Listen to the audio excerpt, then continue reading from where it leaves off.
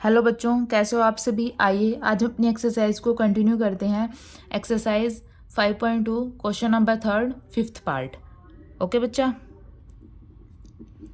हमें यहाँ पे क्या गिवन है, एक सीरीज गिवन है। आइए पहले हम अपनी सीरीज को लिख लेते हैं। सेकंड 38, फिर ब्लैंक ब्लैंक ब्लैंक एंड -22। ठीक है, हमें ये गिवन है बच्चा। हमें अभी जो ये ब्लैंक से इनकी वैल्यू हमें निकालनी है। सेम जैसे हमने पीछे किया था वही सेम यहाँ पे करना है। ये क्या है बच्चा, फर्स्ट टर्म। ठीक है, ये क्या है, सेकंड टर्म, ये third term and this one is our fourth term, ये fifth term and this one is our sixth term. ठीक है, अब हम नोटेशंस कर लेंगे। फर्स्ट टर्म को हम किसे डिनोट करते हैं, ए से, तो यहाँ पे आ जाएगा ए।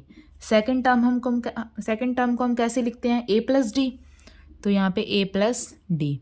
थर्ड टर्म कैसे हो जाएगी, a plus two d, a plus two D.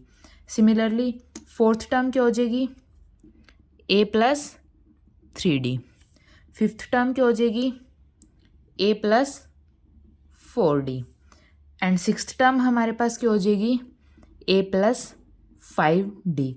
अब बच्चा यहाँ पे ना तो हमारे पास ए की वैल्यू गिवन है और ना ही हमारे पास डी की वैल्यू गिवन है। हमें ए की वैल्यू भी निकालनी पड़ेगी और डी की वैल्यू भी निकालनी पड़ेगी। अब हमें दो टर्म्स देखिए बच्चा ध्यान से। सेकंड टर्म गिवन है ए प्लस डी 38 और सिक्स्थ टर्म गिवन है ए प्लस 5d माइनस 22। अगर हम इन दोनों इक्वेशन को इवेल्युएट कर लें तो हमारे पास आंसर आ सकता है। आइए, ए प्लस डी हमारे पास क्या गिवन है, 38। ए प्लस 5d क्या गिवन है, -22। जैसे बच्चा हमें क्लास 9th में दो इक्वेशन को सॉल्व करके एक्स और वाई की वैल्यू निकाल ली थी, सेम यही करना है। दो इक्वेशन है, इन दोनों को सॉल्व करना है और ए और डी की वैल्यू निकालनी है। पहले बच्चा साइन चेंज हो जाएंगे, ये भी माइनस, ये पॉजिटिव है, ये भी माइनस। अब ये नेगेटिव है तो ये क्या हो जाएगा, पॉजिटिव। ये पॉजिटिव ये नेगेटिव आपस में एक दूसरे को कैंसिल कर देंगे। यहाँ पे बच्चा क्या है, प्लस डी, यहाँ पे -5d। प्लस डी में से -5d माइनस करेंगे तो -4d, -4d किसके इक्वल हो जाएगा, 38। अब ये पॉजिटिव बन गया बच्चों, 38 + 22 कितना हो जाएगा, 60। ये d यहाँ पे -4 यहाँ पे मल्टीप्लाई में है, इस तरफ जाके डिवाइड में हो जाएगा। तो d की वैल्यू कितनी हो जाएगी, 60 डिवाइड बाय में -4। तो d की वैल्यू हमारे पास क्या आ जाएगी बच्चा, -15। ठीक है, अब हमारे पास d की वैल्यू आ गई है।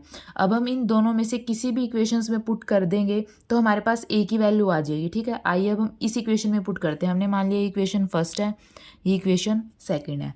हमने फर्स्ट इक्वेशन में पुट कर दिया, put d is equal to -5 in equation first. First equation क्या है, a plus d is equal to 38। d हमने क्या निकाला है, -15। a -15 is equal to 38। ये यहाँ पे -15 है, उस तरफ जाके पॉजिटिव हो जाएगा। a की वैल्यू 38 + 15, तो a की वैल्यू हमारे पास क्या आ जाएगी बच्चा, 38 + 15 क्या हो जाएगा, 53।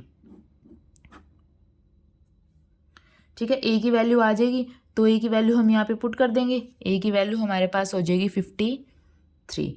अब सेकंड टर्म हमें गिवन है, अब हमें थर्ड टर्म निकालनी है। थर्ड टर्म क्या है, a + 2d।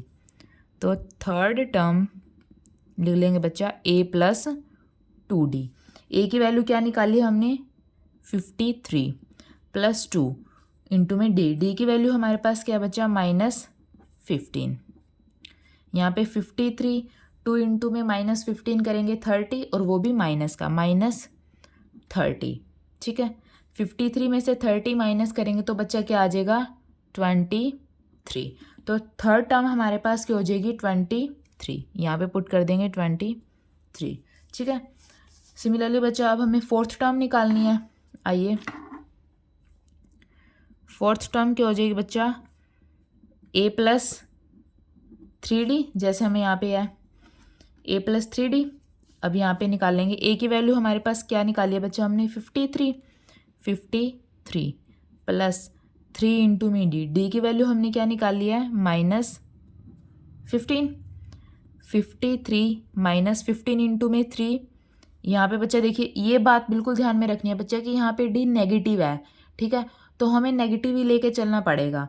ये नहीं है कि हम साइन का बिल्कुल ध्यान रखना बच्चा है आपको कि साइन में कोई भी मिस्टेक ना हो, ठीक है, अदरवाइज हमारा पूरा क्वेश्चन गलत हो जाएगा। अब देखिए 53 प्लस 3 इंटू में -15, 3 इंटू में -15 -45, 53 -45 8। तो फोर्थ टर्म हमारे पास क्या आ जाएगी बच्चा, 8th। ठीक है, अब क्या निकालनी है, फिफ्थ टर्म निकालनी है। अब फिफ्थ टर्म हमारे पास क्या है बच्चा, a + 4d। ठीक है, a की वैल्यू हमारे पास क्या है 53 प्लस 4 इंटू में d की वैल्यू क्या है बच्चा -15 53 4 इंटू में -15 क्या हो जाएगा बच्चा 15 4 ज़ा 60 सॉरी बच्चा 60। 53 में से 60 माइनस करेंगे तो क्या हो जाएगा -7। तो हमारे पास फिफ्थ टर्म क्या आ जाएगी बच्चा -7। इसी तरीके से बच्चा हमें सारे क्वेश्चन सॉल्व करने हैं, हमें कितनी भी वैल्यू पूछ सकता है। ठीक है, आपको घबराना नहीं है। अगर आपको कुछ भी प्रॉब्लम हो तो प्लीज़ मुझे कमेंट सेक्शन में बताइए, मैं आपकी प्रॉब्लम को सॉल्व करूँगी। और अगर आपको मेरी वीडियो अच्छी लगी हो तो प्लीज़ मेरे चैनल को लाइक कीजिए, शेयर कीजिए और सब्सक्राइब कीजिए। थैंक यू बच्चा।